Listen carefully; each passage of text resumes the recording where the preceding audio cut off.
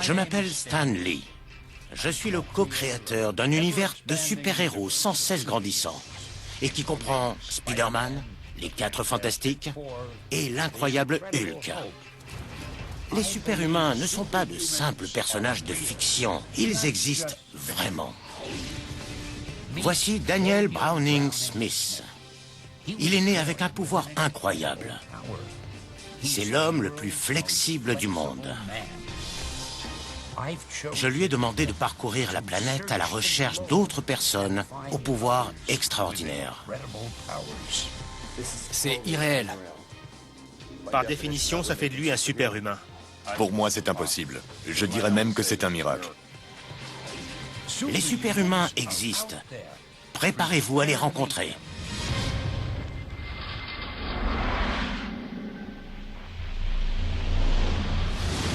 Je m'appelle Daniel Browning Smith. Stan Lee m'a demandé d'enquêter sur 4 autres personnes pour découvrir si leurs aptitudes sont réellement superhumaines.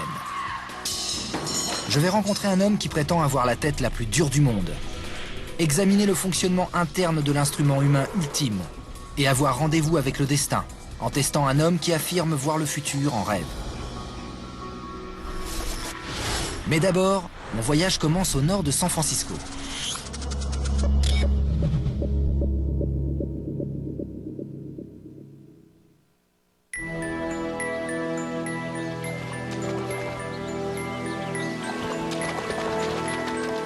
L'être humain court depuis plus de 4 millions d'années.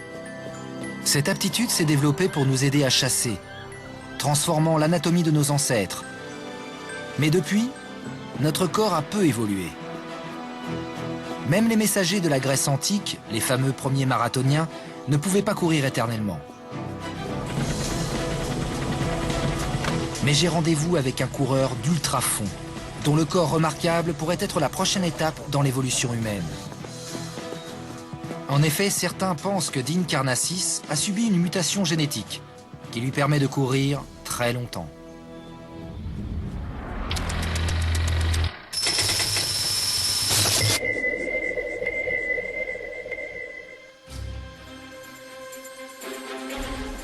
Tôt ce matin, Dean s'est lancé dans une course de 12 heures, du lever au coucher du soleil. Pour le rejoindre, je survole le superbe comté de Marine. Dean m'a dit que je le trouverais sur ces petites routes tranquilles. Je crois que je le vois. Il est là, ça doit être lui. Dean aurait une endurance superhumaine. Il a commencé à courir un jour et ne s'est jamais vraiment arrêté. Il a parcouru 235 km à travers la vallée de la mort par 55 degrés Celsius et a même participé à un marathon au pôle Sud. Je veux découvrir ce qui fait que les muscles de Dean peuvent tenir bien plus longtemps que ceux de n'importe qui d'autre sur Terre. Comme je recherche des êtres superhumains, j'ai demandé à le suivre pendant cette course interminable de 12 heures. Il est parti depuis 2 heures. Il a parcouru 25 km et va tenter de continuer jusqu'au coucher du soleil. Dean! Et en dépit du bon sens, vous n'êtes pas facile à trouver. Je vais courir avec lui, tant que mon corps le permettra.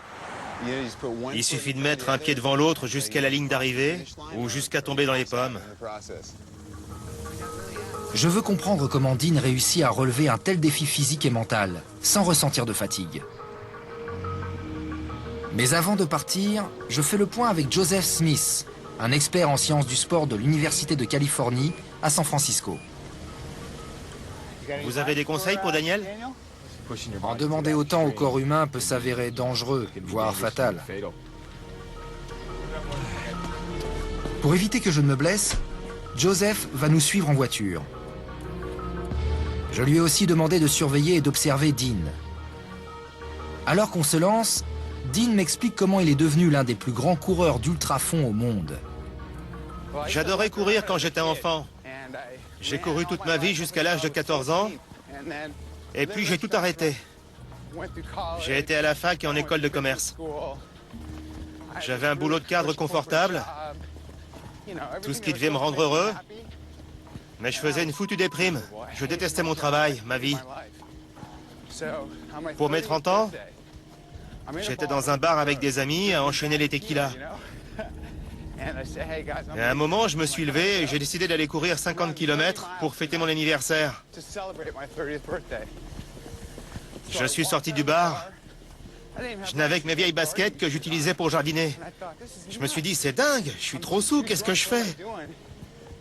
Mais ça me semblait si naturel. C'était vraiment incroyable. Cette nuit a changé ma vie pour toujours. C'est stupéfiant. Un simple moment a transformé Dean, un homme normal, en un être super-humain potentiel. Alors qu'au bout de 40 minutes de course, mon corps n'en peut déjà plus. La vache. J'ai vraiment fait de mon mieux. C'est très bien. Pas de problème. Vous avez couru un bon bout de temps. C'est très bien. Le but de cette aventure, c'est de trouver des êtres super-humains. Et j'ai vraiment l'impression de vous ralentir. Mais j'ai vraiment envie de voir ce dont vous êtes capable. Je vais devoir me dégonfler et rejoindre Joseph dans la voiture. Vous ne vous dégonflez pas du tout. C'était super. Merci. Bravo. Il fallait que je m'arrête. Je commençais à avoir des crampes aux jambes, mes poumons étaient en feu, mon cœur battait à plus de 200 pulsations par minute en continu. Je n'en peux plus. Et alors que je regarde Dean prendre son rythme de croisière depuis la voiture, je n'arrive pas à croire qu'il va encore courir pendant plus de 9 heures. Même si vous êtes dans une forme olympique, une activité physique éprouvante finira par épuiser votre corps et vous obligera à arrêter. C'est principalement dû au niveau d'endurance de notre cœur et de nos poumons. Mais d'autres facteurs biologiques entrent aussi en jeu.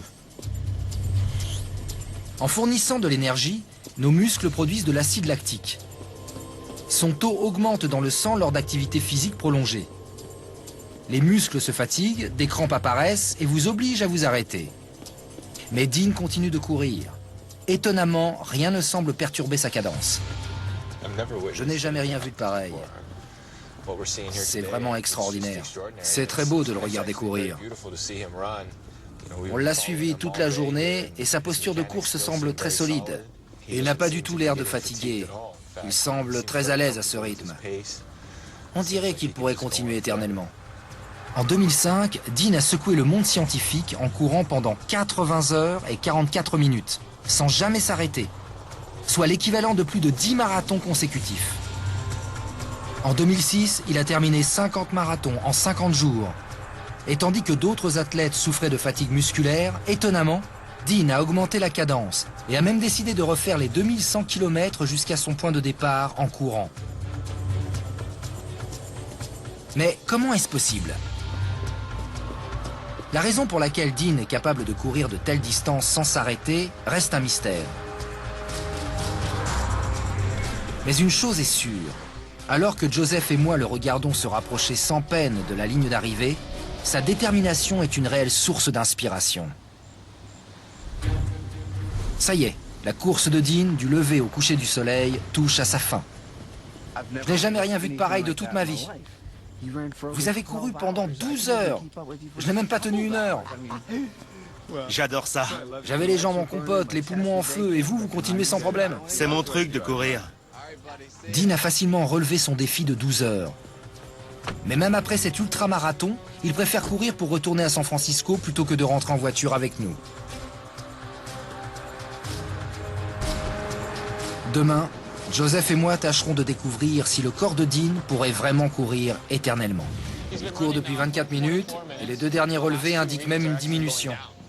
Et les résultats sont réellement époustouflants.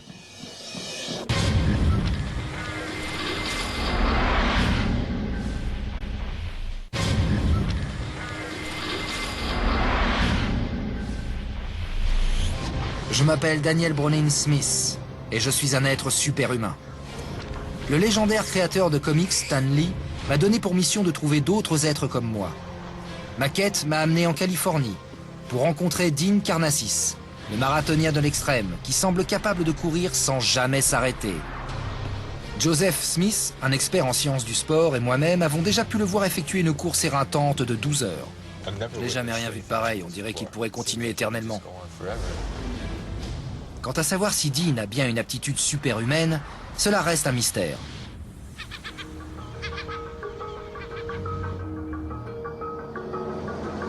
À l'Université de Californie, à San Francisco, Joseph et le docteur Zinta Zarins teste sa condition physique grâce à une série de tests poussés. On va le faire courir à un rythme de 13 km/h. Les spécialistes veulent voir si Dean est vraiment capable de courir éternellement. C'est exceptionnel, RER 1,15, incroyable, 1,63. En général, les gens tiennent quelques minutes puis ils s'arrêtent. Et si c'est le cas, quel est le secret de son endurance extraordinaire? Sous cet angle, on voit bien la pose du talon et la posture de course. Dean est très solide dans ses mouvements, ce qui doit l'aider à tenir sur de si longues distances. Pour l'instant, les tests montrent que sa condition physique équivaut à celle des coureurs olympiques. Et d'un point de vue biomécanique, son corps est taillé pour la course. Mais rien n'indique que Dean est superhumain. Je vais aussi prendre votre lactatémie de référence. D'accord. En quête de réponse, nos deux spécialistes décident d'effectuer un autre test. Quel est votre niveau d'effort? 6. Aucun effort. Il va mesurer la concentration d'acide lactique dans le sang de Dean, alors que Joseph et le docteur Zarins vont augmenter l'intensité de l'effort physique. Descendez du tapis un instant. L'acide lactique est produit par nos muscles quand ils consomment de l'énergie. Où en êtes-vous sur l'échelle? Je dirais 8. Plus le taux d'acide lactique augmente, plus l'effort physique devient dur. Et maintenant? Je dirais que je suis monté à 10. Nos muscles fatiguent. Des crampes apparaissent et finissent par rendre le corps humain incapable de faire un pas de plus. Et là, Dean?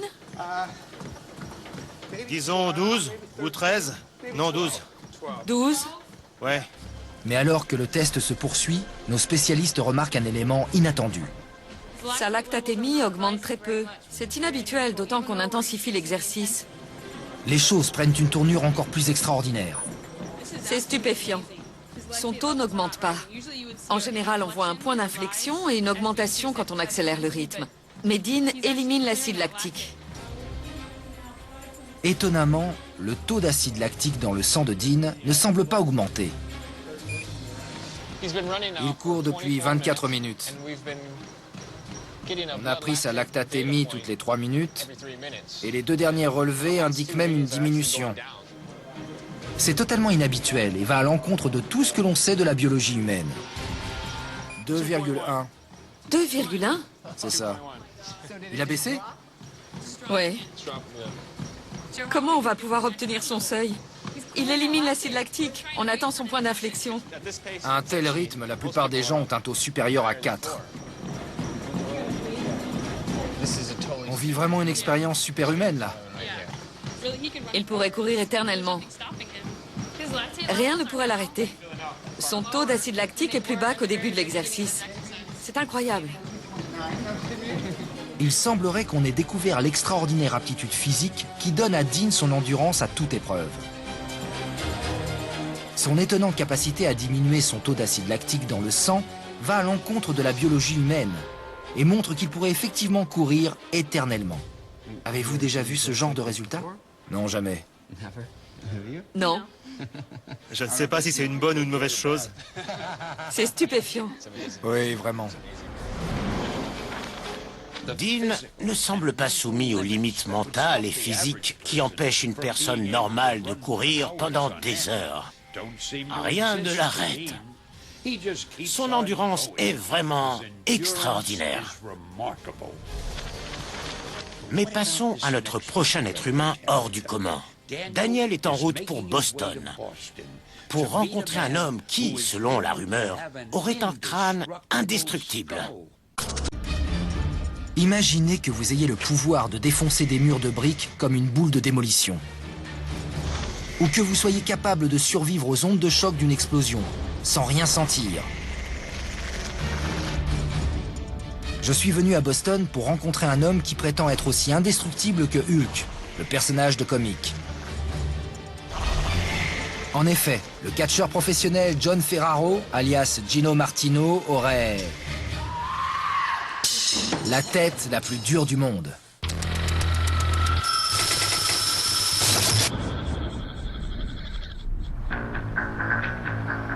Le catch m'a toujours laissé assez sceptique.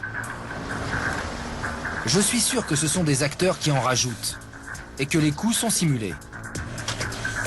Je cherche de véritables êtres super-humains. Je ne sais donc pas à quoi m'attendre. John m'a demandé de le rejoindre à sa salle de sport. Selon lui, je devrais le reconnaître à son style particulier.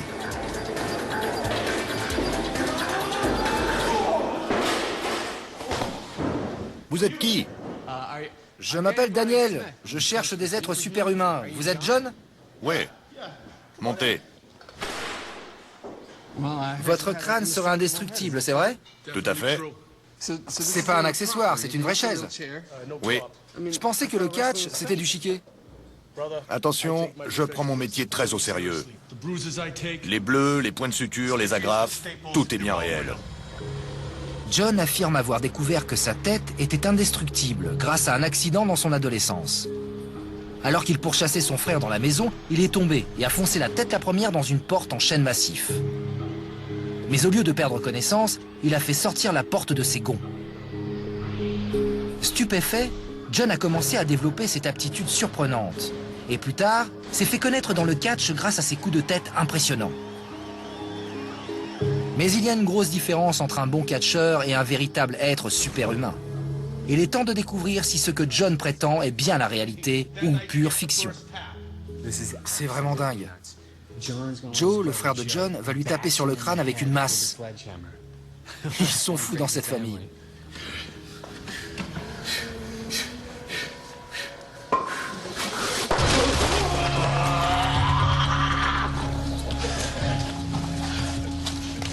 Incroyable. Vous avez la tête vraiment dure. Je dois avoir le crâne le plus solide du monde. Alors prouvons-le. À vous de jouer. Ça marche. Avec une boule de bowling? D'accord, c'est faisable. Allez. Mon pote Dave va se mettre sur le ring et il va pas juste la lâcher. Il va la lancer? Exactement.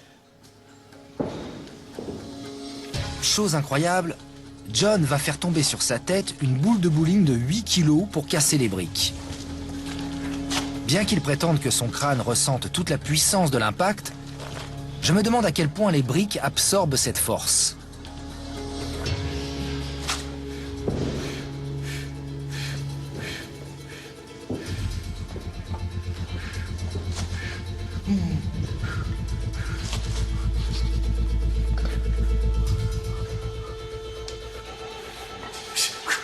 Prêt? 3, 2, 1. Joli! Bravo! Bien joué! Super! Et voilà le travail. Ça, c'est un strike. La vache. John semble en effet capable d'endurer des coups à la tête qui feraient perdre connaissance à d'autres, ou pire encore. Je vais jeter un œil à votre tête. Des coupures, des bleus, Il y a un peu de sang ici. ça arrive parfois. Pour montrer que c'est bien réel? Mais je commence à me demander s'il ne s'agit pas d'un tour de passe-passe. Ce que John fait est très dangereux et nécessite une résistance mentale et physique incroyable. Mais les apparences seraient-elles trompeuses? Je cherche des êtres super-humains. Et d'un point de vue physique, l'impact est en grande partie absorbé par les briques. C'est pour cela qu'elles se brisent, et non la tête de John. Cela demande une force incroyable. Mais la technique ressemble à celle utilisée en arts martiaux pour casser des briques et des planches de bois, et elle peut être apprise. Ce que John fait est impressionnant et spectaculaire, mais il n'a toujours pas prouvé qu'il a un crâne super-humain. Comment faire mieux? Oh, j'ai bien une idée, mais on ne peut pas faire ça ici. John gagne moyennement sa vie en donnant des représentations dans la région. Mais pour que le public revienne voir l'enclume humaine, chaque spectacle doit être plus impressionnant que le précédent. Gino Martino vous dévoile sa force. En arrivant au marché aux puces locales, j'espère que ce que je m'apprête à voir va me convaincre.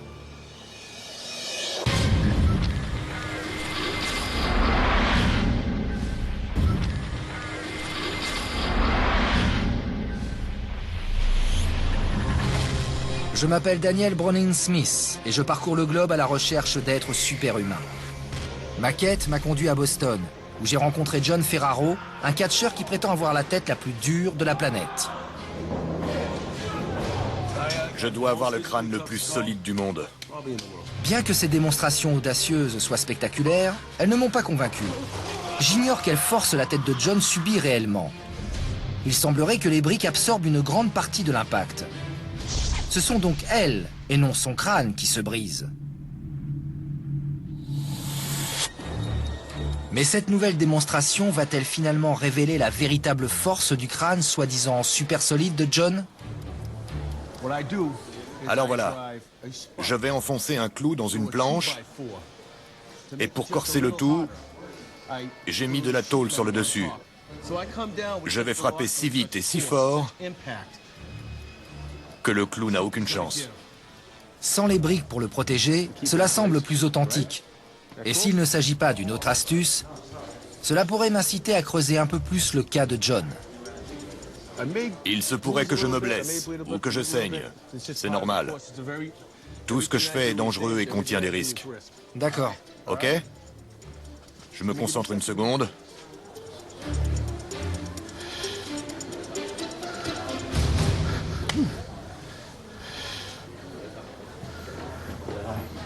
Prêt? Prêt, Gino? Ouais. D'accord. Cette fois-ci, rien n'absorbe l'énergie. Et la tête de John subit la violence de chaque impact. C'est difficile à regarder. Un crâne qui résiste à de tels chocs défie les lois de la biologie humaine. C'est marrant. Ce genre de coup suffirait à vous assommer ou même à vous fracturer le crâne. John m'a convaincu que ce n'est pas une simple astuce. Serait-il différent génétiquement? Ça va? Ouais, ouais. C'est vraiment dingue. Vous l'avez vraiment enfoncé dans la planche et il s'est tordu.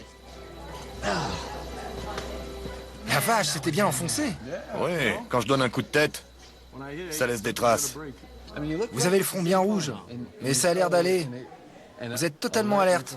Ouais. Je comprends pas comment un crâne et un cerveau humain peuvent résister à de tels impacts. Faut que je découvre comment vous y arrivez. Pour obtenir des réponses, j'emmène John à la faculté de médecine de Harvard pour rencontrer la neurologue Martha Shenton Il l'a découvert quand il avait 15 ans, en pourchassant son frère. et un spécialiste des traumas crâniens, Chris Nowinski, un ancien catcheur qui a dû arrêter à cause de coups répétés à la tête. Peu importe la douleur, pourquoi ne s'assomme-t-il pas? Pourquoi n'était pas malade après? Nous voulons savoir pourquoi le crâne de John ne s'est pas fracturé après des années de coups. Et s'il y a une explication superhumaine au fait que son cerveau n'ait subi aucun traumatisme permanent. Le docteur Shenton et son assistante, Janice Fairhurst, lui ont fait passer une IRM.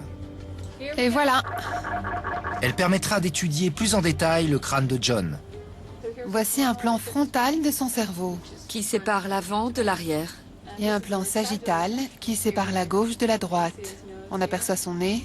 C'est toujours aussi bombé que ça? En fait, cette zone semble plus rebondie à l'avant. Son crâne est donc plus épais que celui d'une personne normale. Donc il est différent. Oui, tout à fait. L'IRM a montré que le crâne de John est très épais. Mais si on le compare à un crâne moyen, J'étudie des IRM depuis 1988, je dirais. Un crâne aussi épais est très inhabituel. Il fait 16 mm. 16 mm. Et un crâne moyen fait quelle épaisseur?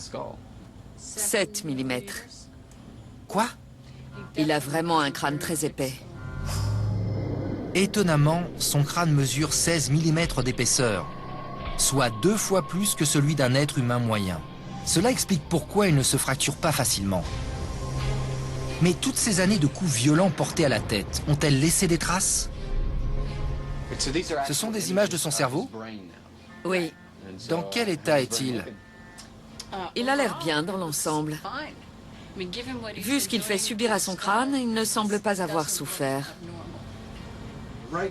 Pour l'instant, son cerveau a l'air en bonne santé. John est spécial. La douleur ne l'arrête pas, il ne sent rien du tout. Et c'est ça le plus étrange. Il n'a pas de vertige, il ne perd pas connaissance, c'est remarquable. J'ai pu douter des capacités de John. Mais ces résultats montrent qu'elles sont bien réelles. Son crâne d'une épaisseur superhumaine lui permet non seulement de résister à des impacts violents, mais il a aussi protégé son cerveau. C'est grâce à mon crâne super solide que je peux faire ce que je fais. La résistance physique et mentale de Gino est réellement époustouflante. Mais attention, de nombreux héros de comics ont découvert à leurs dépens que même une force extraordinaire a ses limites. Maintenant, direction New York. Daniel a rendez-vous avec un as de la voltige vocale. Il peut non seulement reproduire les sons d'une batterie, d'une guitare et des bruits de scratch, mais il peut imiter tous ces bruits en même temps.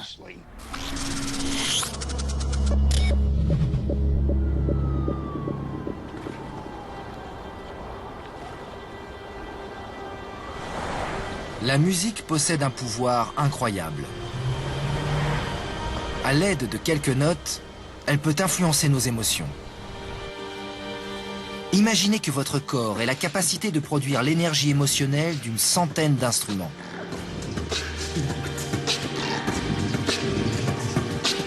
Je suis venu dans le quartier de Brooklyn, à New York, pour rencontrer Kenny Mohamed, un être superhumain potentiel qui serait capable de créer le son d'un orchestre entier en se servant uniquement de sa voix.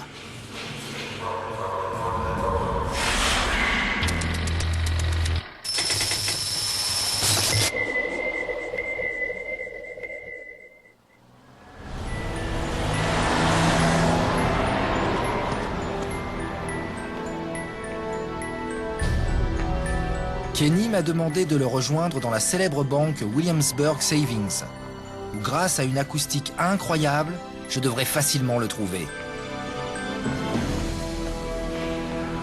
Mais au son, il semblerait que tout un groupe soit en train de jouer à l'étage inférieur.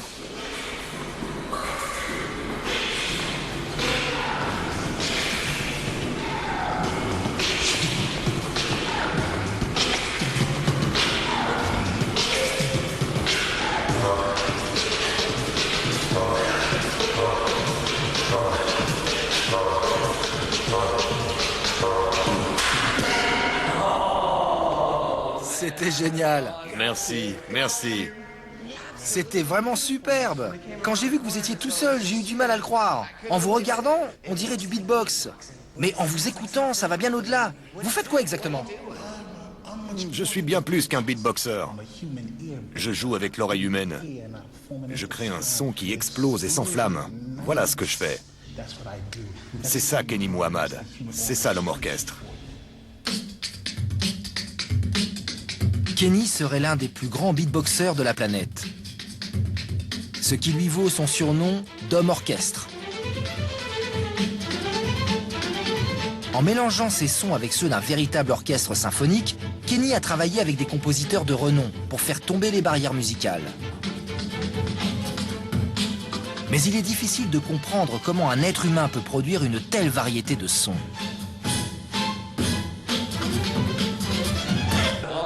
Je veux découvrir si les prouesses musicales de Kenny sont en réalité superhumaines. J'ai donc fait appel à Langdon Crawford, un spécialiste en technologie musicale de l'Université de New York. Pourriez-vous enregistrer un extrait de 30 secondes de votre travail? D'accord.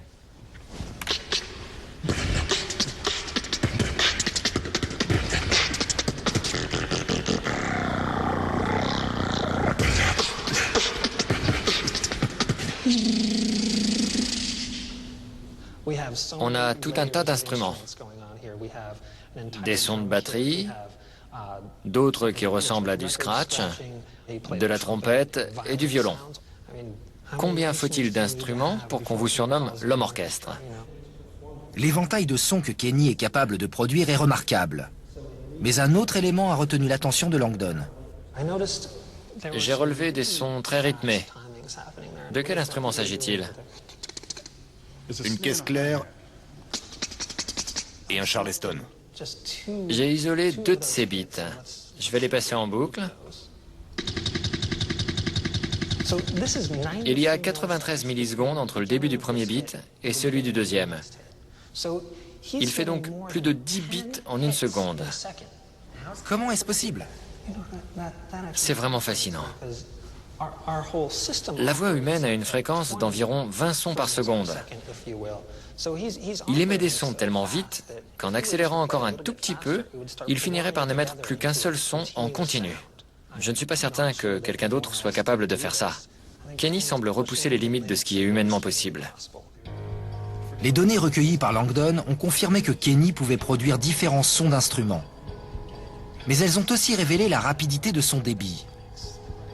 Je souhaite maintenant découvrir comment c'est physiquement possible et si Kenny est un véritable être superhumain. Je l'emmène donc voir un ORL à l'hôpital de l'Université de New York. Asseyez-vous. Il va me montrer plus en détail le fonctionnement interne de la gorge unique de Kenny. On va pénétrer par votre narine, jeter un œil à votre cavité nasale et descendre dans votre gorge. À l'aide d'un endoscope, nous allons voyager depuis le nez de Kenny jusqu'à sa gorge pour vous montrer les organes extraordinaires qui nous permettent de parler et de faire des bruits. Quand l'air contenu dans nos poumons rencontre nos cordes vocales, elle crée une simple vibration. Ce son de base est ensuite modulé par notre larynx et notre gorge, qui agissent comme les pistons et le pavillon d'une trompette, transformant ce son en voix. Vous allez sentir un léger mouvement.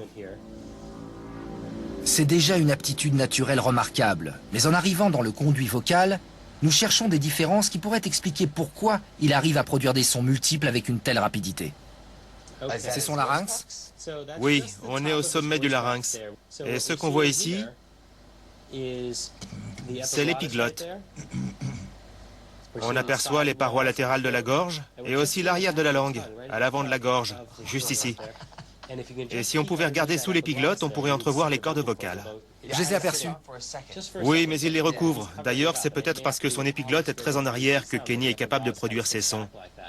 En tout cas, c'est très intéressant. Quelle est la position normale de l'épiglotte? En général, beaucoup plus en avant dans le larynx, ce qui nous donne une bonne vue sur les cordes vocales. Mais cette épiglotte est très en arrière, c'est peut-être particulier à Kenny. D'accord. Vous pouvez faire du beatbox? Je ne sais pas, je vais essayer.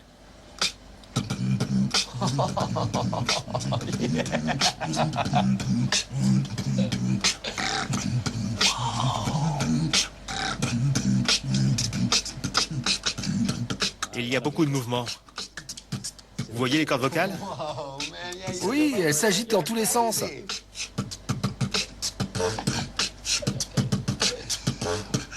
Tout bouge en fait. Son épiglotte, ses cordes vocales, même les côtés de sa gorge.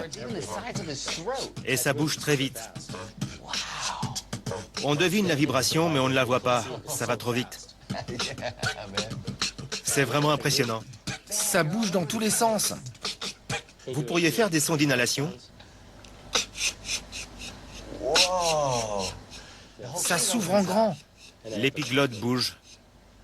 Il y a beaucoup de mouvements.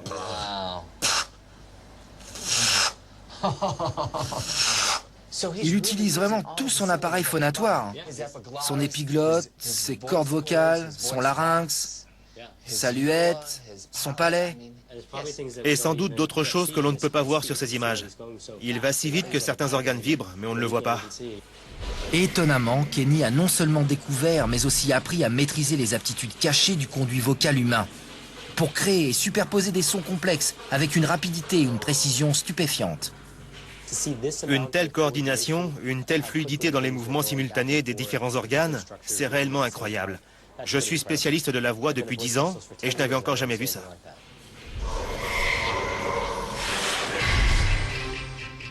Les performances vocales de Kenny sont absolument phénoménales. Je n'arrive pas à croire que tous ces sons viennent d'un seul et même homme. Maintenant, Daniel va se rendre au Royaume-Uni pour rencontrer un homme apparemment ordinaire qui prétend avoir un pouvoir extraordinaire. Selon lui, ses rêves offriraient une vision du futur.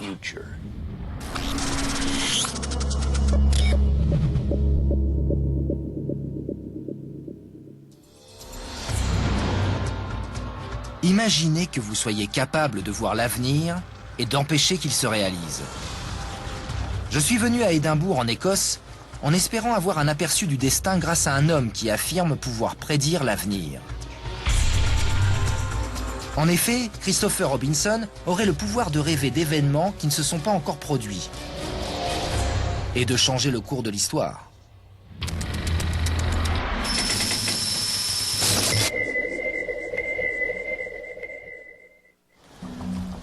De Nostradamus, prophète du XIVe siècle, qui aurait prédit l'ascension d'Hitler et l'assassinat de John Fitzgerald Kennedy, aux diseuses de bonne aventure avec leurs boules de cristal, certaines personnes se pensent capables de voir l'avenir. Le monde occidental reste le plus souvent sceptique face à ces affirmations. Mais que l'on y croit ou non, des agences gouvernementales comme la CIA et le MI5 ont tenté d'utiliser ces pouvoirs psychiques potentiels. Comme la science n'a toujours pas réfuté leur existence, j'espère bien découvrir si le pouvoir de prédire l'avenir existe vraiment.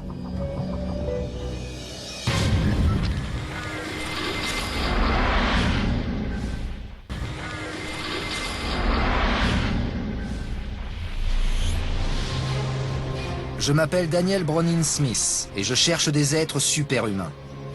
Le légendaire créateur de comics Stan Lee m'a envoyé à Édimbourg, en Écosse, rencontrer un homme qui prétend voir le futur en rêve. Je veux découvrir si ces prémonitions sont bien réelles ou s'il s'agit d'affabulations délirantes.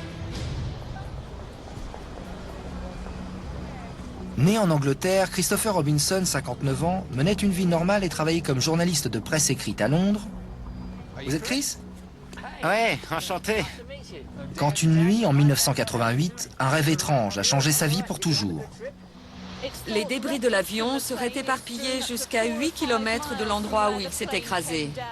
La nuit précédente, Chris dit avoir rêvé de l'attentat de Lockerbie, qui a fait 270 victimes quand le vol 103 de la Pan Am a explosé au-dessus de ce village écossais.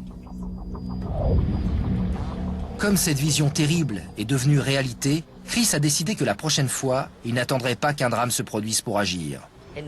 En 1991, j'ai rêvé que des terroristes plaçaient une bombe dans la boîte aux lettres d'une banque. Le 15 novembre 1991, l'IRA a tenté de faire sauter une fanfare militaire donnant un concert près de Londres. Mais Chris prétend qu'il avait rêvé de cet attentat et avait prévenu les autorités à l'avance. En conséquence, la police avait sécurisé la zone et les deux terroristes ont été les seules victimes quand la bombe a explosé. Ces lettres viennent du chef de cabinet du Premier ministre. Son rêve ayant apparemment évité un drame, Chris a attiré l'attention d'agences gouvernementales au Royaume-Uni et à l'étranger, notamment Scotland Yard, le MI5 et la CIA. Grâce à un intermédiaire secret, il aurait empêché des attentats imminents et aurait ainsi développé une sorte de relation de travail qui, selon lui, serait toujours d'actualité. J'ai du mal à croire que Chris ait le pouvoir de prédire l'avenir et je suis prêt à tester ses prémonitions. Voyons ce qui se passe dans votre cerveau. D'accord.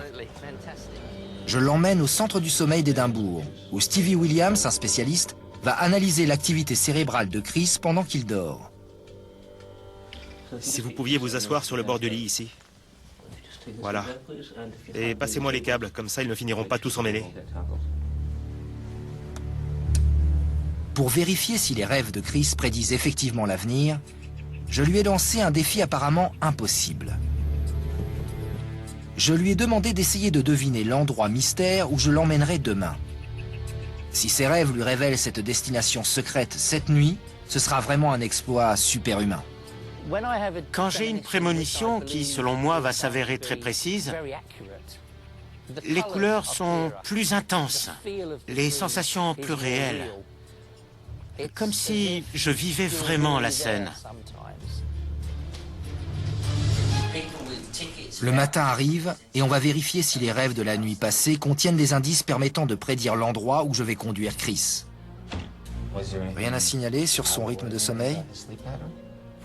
4 ou 5 fois, j'ai vu Chris se réveiller, prendre son carnet et écrire quelque chose. Il sait qu'il rêve et sait comment se réveiller.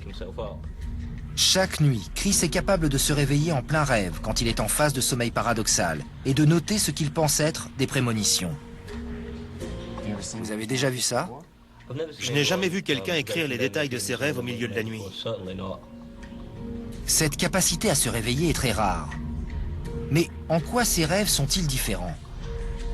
Stevie pense qu'il s'agit de rêves lucides. C'est quand vous devenez conscient du fait que vous êtes en train de rêver.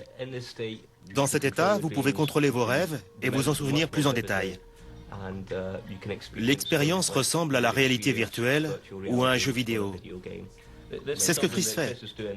Et ça lui permet de renforcer la connexion entre la réalité et ses rêves. Quand une personne fait un rêve lucide, sa conscience entre en action. Si vous parvenez à utiliser cette aptitude au maximum, il semblerait que vous puissiez contrôler vos rêves, même en dormant profondément. Ça vous arrive de contrôler vos rêves?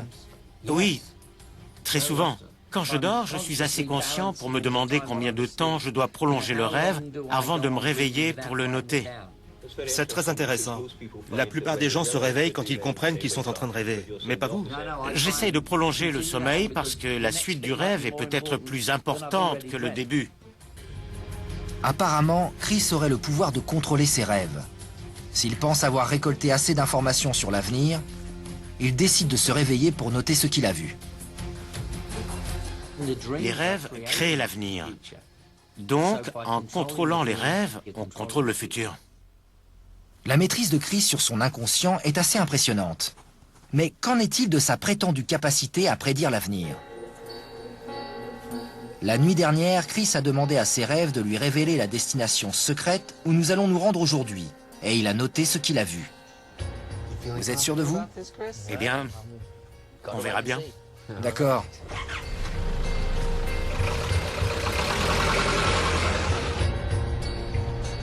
Alors que nous nous déplaçons dans les rues d'Édimbourg, même moi j'ignore où nous allons. Mais si les détails que Chris a notés la nuit dernière correspondent ou décrivent notre destination finale, ce sera vraiment stupéfiant. Nous arrivons au célèbre hôtel Balmoral. Mais Chris semble perplexe. Tout ça ne vous dit rien? Pas à première vue. Avez-vous rêvé de temps, d'horloge, de tours? Non. J'ai rêvé d'une arche étroite. Il y a peut-être une arche étroite dans cette verdure, ça collerait un peu mieux. Mais j'ai aussi rêvé d'œufs. Il y avait 4 œufs dans un bol. Et quel est le lien avec un moteur à vapeur? Bien que les rêves de Chris ne désignent pas directement la tour d'horloge du Balmoral, ces détails apparemment incohérents n'ont-ils vraiment aucun rapport? Ou suggèrent-ils des indices cachés concernant cet endroit? Une arche étroite près d'un parc. Pourrait-il s'agir du Scott Monument, dans les jardins de Princess Street, à 30 mètres de là? Un moteur à vapeur représenterait-il la gare d'Édimbourg-Waverley, qui autrefois accueillait des locomotives à vapeur juste derrière la tour d'horloge? Et les 4 œufs dans un bol que Chris a vu en rêve? Pourrait-il s'agir du logo de l'hôtel Balmoral? Ces notes semblent bien décrire des détails de notre destination. Et que l'on y croit ou pas, si un jour les prémonitions de Chris nous sauvent d'une catastrophe apocalyptique, il pourrait bien se révéler être l'être superhumain le plus important de tous. Chris est sans aucun doute une énigme. Mais parfois la vérité est plus étrange que la fiction. Nous avons prouvé que des êtres superhumains existent parmi nous. Mais combien d'autres sont encore dans l'ombre? Personne ne le sait. Et une chose est sûre, nous allons les trouver.